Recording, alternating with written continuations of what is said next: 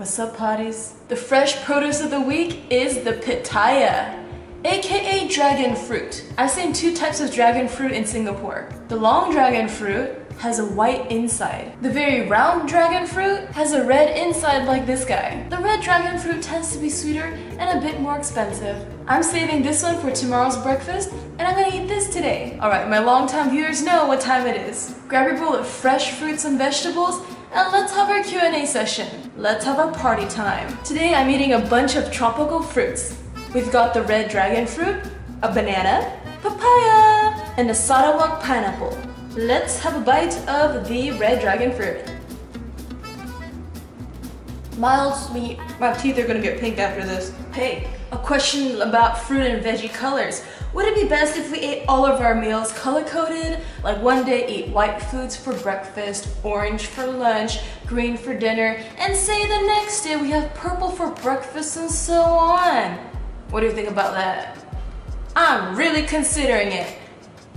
They say you should eat the whole rainbow every day. Every color of the fruits and vegetables have a different type of nutrient. For example, like red fruits and vegetables like beets, watermelon, and tomatoes. It's said that they contain a lot of lycopene. Blue and purple fruits and vegetables such as eggplant, blueberries, figs, and plums are said to have anthocyanin. These anthocyanins can contain a lot of antioxidants. They say when you eat a lot of antioxidant foods, it's an anti-aging effect. You'll stay more youthful for longer. And green fruits and vegetables contain a lot of chlorophyll. I've heard that in every meal you eat, you should eat like 4 to 6 different colors. So instead of just eating all green, mix it up, because certain vegetables and fruits, when you mix them together, it is better absorbed by your body. Like I heard avocados and tomatoes are a great match for each other. Hey Ramona, just wondering, which part of Singapore are you currently living in? Smile. I live in the south. I'm living in Yishun, in the north. But by the way, cars in Singapore are hella expensive if you haven't noticed it yet, XP.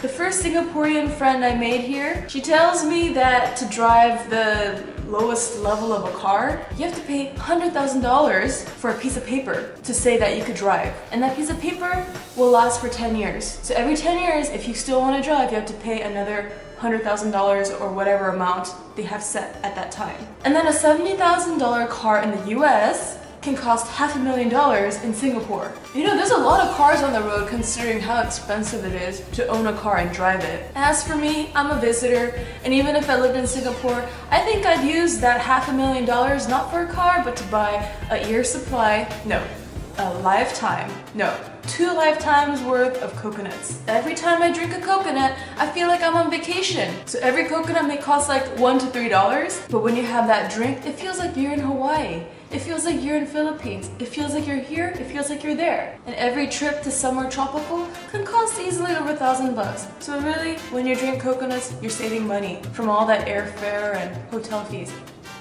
Are nori strips and seaweed packs a healthy snack? I think you're talking about those roasted ones that are slightly salted. The very crispy ones? Eating those seaweed snacks are much healthier than eating a gallon of ice cream or a packet of greasy French fries. But what's healthier than those seaweed packets that are salted is having the nori sheets that are completely virgin and untouched. And you take that completely straight sheet of nori, seaweed, whatever you're gonna call it, you put like avocado, and you put bell peppers, and you put all these juicy vegetables in it, and then you wrap it up and eat it. That's the healthiest way. Or you could also make a seaweed soup. So instead of having a dry seaweed, you can have the wet seaweed in a soup. 언니, what do you eat when you have a sweet tooth? I eat my tropical fruits and any fruit that's sweet in general. You know, when I used to go to vegan restaurants in Los Angeles, there's this one place called Cafe Gratitude. They have some awesome desserts there that are not too damaging to your health. You know, some of the raw vegan desserts are actually healthy for you. So when I really want to eat something sweet, I eat a totally ripened banana that has a lot of brown specks on it. I eat a pineapple, but not too much, because pineapple tenderizes meat and protein. So if you eat too much pineapples, you could have bad reaction to it. I ate a whole pineapple in one day and my tongue burned and I couldn't taste food for 2 weeks. So even if it's tasty, take it in moderation. But Ramona, I can't sleep. I'm a chronic insomniac. I feel your pain, I feel you, because I used to be there. I keep waking up during the night. I wake up during the night to go to the bathroom. I like to meditate and self-hypnose, but to help myself to sleep. I need to come up with an exercise of some sort that is very relaxing. Thanks. Double wink. First off, everyone's body is a little bit different. If I exercise strenuously at night, I can still go to bed. Other people, if they work out too much before like 2 hours or 3 hours before their bedtime, they're awake and it's like they're on a natural caffeine. What puts me to sleep is if I'm out all day just walking and exploring and taking photos or whatever, just walking, then I'll sleep like a baby. Those are the best days. And you have deep sleep. And also stretch, because if your body is super tense, you might have a harder time falling asleep. So stretch before you sleep. I like to put my leg on the walls before I sleep, and you feel the blood rushing down.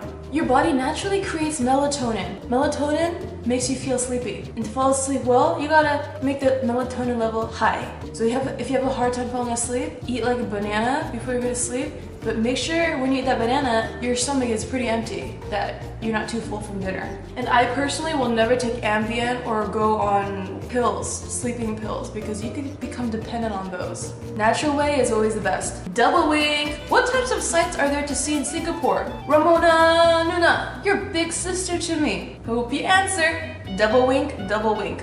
Ooh. So far I've been to Little India, Bugis Street like 3 times. I had a very little small whiff of Chinatown. I also went to Holland Village. Where else have I been to? If you guys want to read about my travels in Singapore and Asia, check out my blog at ramonachampion.com. I've been posting a bunch of photos and doing as much writing as I can, and a bunch more posts coming. Remember to give me some double winks and some love on my website.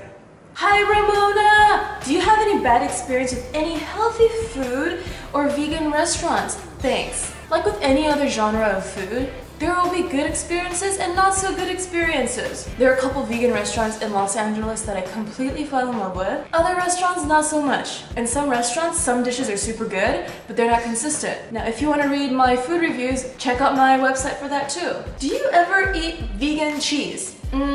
I personally don't like to eat processed food in general, even if it's vegan. When I'm at a restaurant, when I'm out and about, there's vegan cheese, I might eat it. But when I'm at home, I don't buy it, so I don't eat it at home. Ramona, do you have any tips for transitioning into a vegetarian lifestyle?